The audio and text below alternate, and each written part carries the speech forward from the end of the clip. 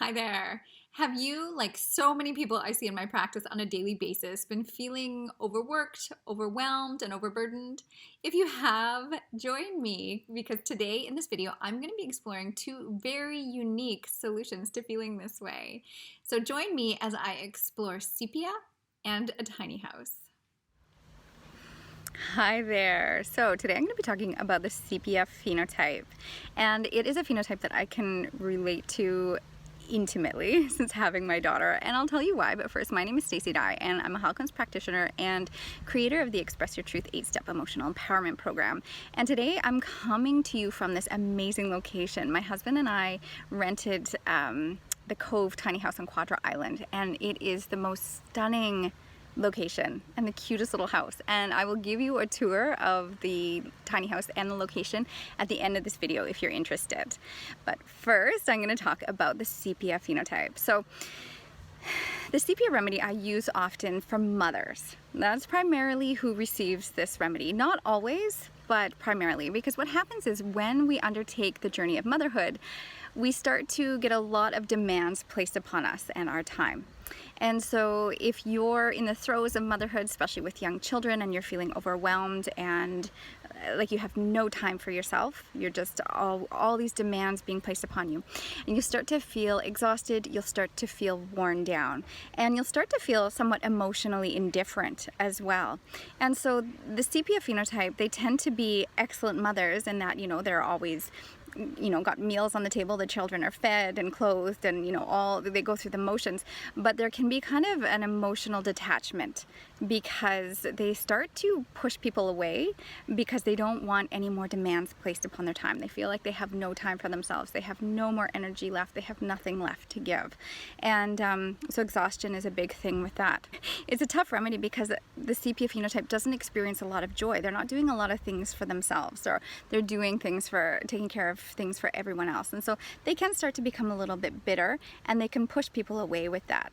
And a lot like the Nat-Muir phenotype, they don't want to be alone, but they're aggravated around company, and loud noises and things can be too stimulating. So being around, like a lot of screaming children and stuff like that, it can be tough on them, and they find that too stimulating. And so a lot of the physical symptoms that go along with sepia are feeling dragged down. And so, they can start to look haggard. They can start to have physical symptoms like, after childbirth, when we have anything like a prolapsed uterus, things like that. That would be related to sepia. Hemorrhoids is another big one. A feeling of hunger that can't be satiated is another sepia symptom. And so you eat and you're still hungry, and anything sort of hormonal related. So it's a big hormonal remedy, much like pulsatilla is, which I had talked about in the constitutional video series.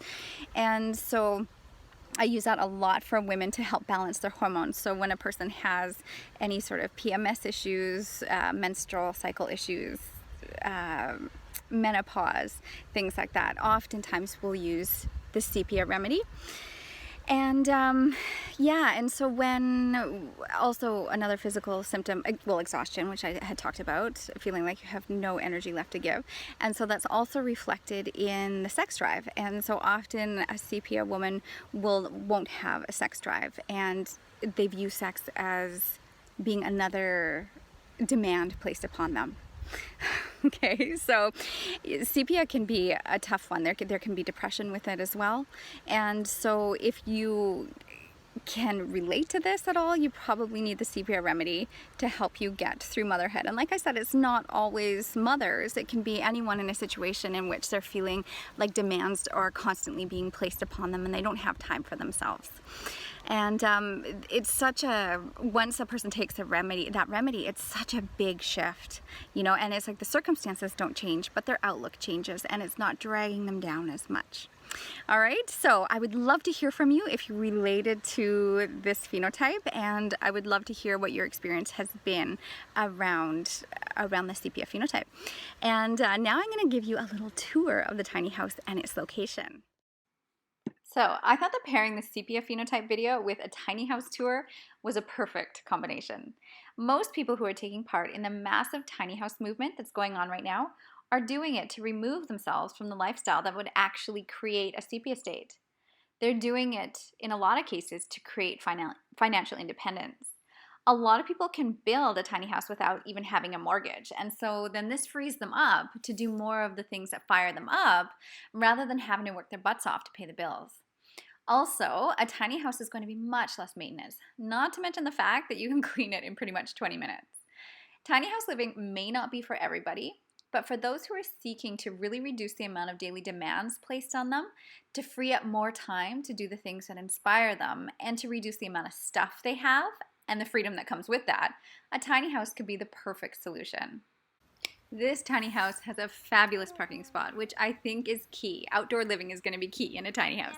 It has this massive deck and this wonderful table for eating with an incredible view. It has a barbecue, a fire pit, a spot for a hammock, a hot tub, and a wonderful area down here beside the hot tub to do yoga. It does have strong tides, but during slack tide, you can go out paddling. Welcome to the Cove Tiny House. Come on in. So as you come through these double doors, there is sort of a front entrance, really, but it also doubles as a spare room. So if you unhook this, you bring this down, and you've got yourself a queen-size bed. And it's got these cute little cubbies in here, so you can put your water and whatnot on there. They've got the modem put in there. And it also doubles as an office. So if you unhook this, you can lift this up and you've got a little desk. It's also got great storage, and this house was actually built by Mint Tiny Homes in Vancouver. And so this trailer is 32 feet long and 8.5 feet wide. I'm not sure on the height, but they've got these beautiful vaulted ceilings and lots of storage up there as well. So they've got the pink yoga mat out there, so you can do your yoga out on the deck, which I took advantage of. It was great. And lots of storage, but I mean, if you're just staying here for a couple nights, you're not really going to need that. And then it has the pocket door here for some privacy, and then you're right into the washroom. We've got the washer and dryer going now, so it's a little bit noisy in here. And they've got a vanity with lots of storage, and so we just put all our toiletries in there, and it was great. There was lots of room on the sink. And this cute little toothbrush holder, I loved it. And we've got the shower here, just a single shower, but it was great. They've got a flushable toilet, not a compost toilet, and lots more storage in here. And the stackable washer and dryer, front load washer and dryer. And then one of my favorites, they've got the barn door that you can close.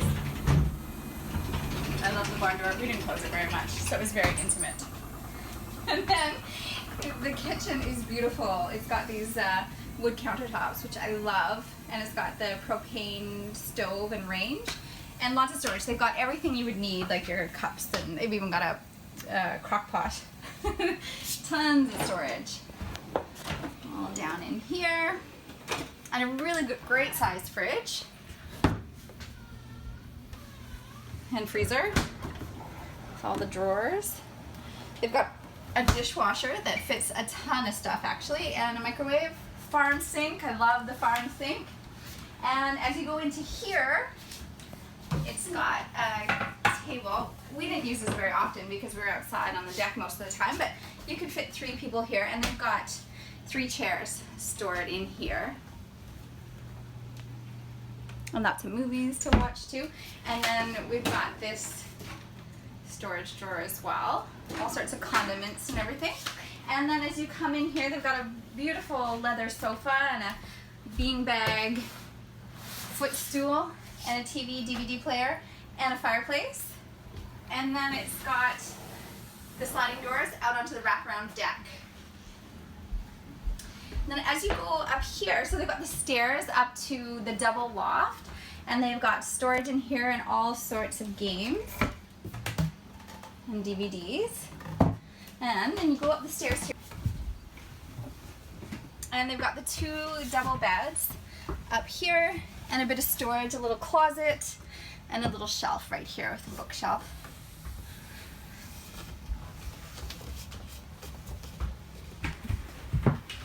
And then going over to the other loft, you just pull out this ladder here, and there's actually plenty of room to get around to go to the bathroom. And then up here we've got a king-size loft, and they've got windows on both sides, so you have the ocean breeze coming across you at night, which was lovely. And they've got dimmer switches on all the lights. It's just a lovely, lovely spot. Thank you for joining me while I explored Sepia and the Cove Tiny House. If you're interested in staying at the Cove yourself, I will leave the link to their Instagram in the description box below. And next week, I'm going to be exploring the phenotype lachesis. So if you haven't done so already, subscribe to my channel so that you get a notification when I put that video out. And I will see you next week. One thing I would recommend if you're considering tiny house living is to go and try it out. Like I said, it's not for everybody, and it's worth, trying out a tiny house in your area in the summer and also in the winter, because you're going to be inside more in the winter. So to find out what it's really like and if it's for you.